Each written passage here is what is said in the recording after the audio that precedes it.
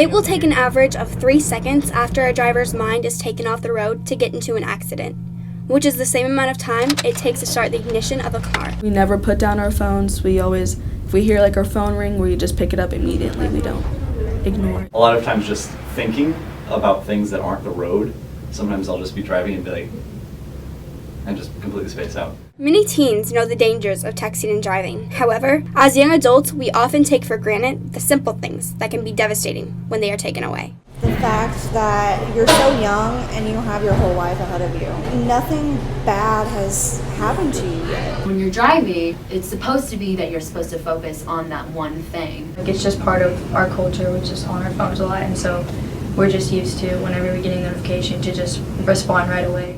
I know it doesn't seem like that big of a deal, and it didn't to me. Shelby Fugate was a teenager, like the students at Lake Smart High School, but at 20 years old, she pulled out into oncoming traffic on 50 Highway, which led her to a spinal cord injury, leaving her paralyzed from the waist down.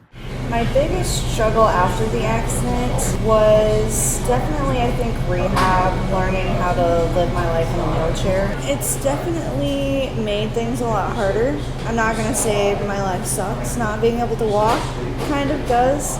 I'm still living my life. Driving while distracted might not always seem like a big deal, but we have to remember it not only puts your life in danger, but also the people around you. It's horrible. It's stupid.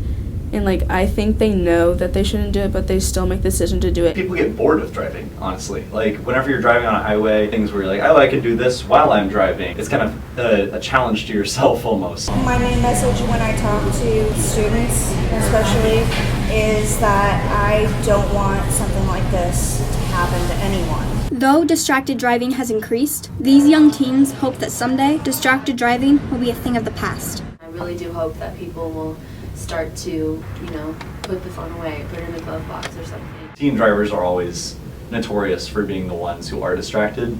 So I'm hoping that our generation kind of becomes the ones that are like, you know what, I'm tired of people dying, and we change that. As you can see, distracted driving is a big issue in our society.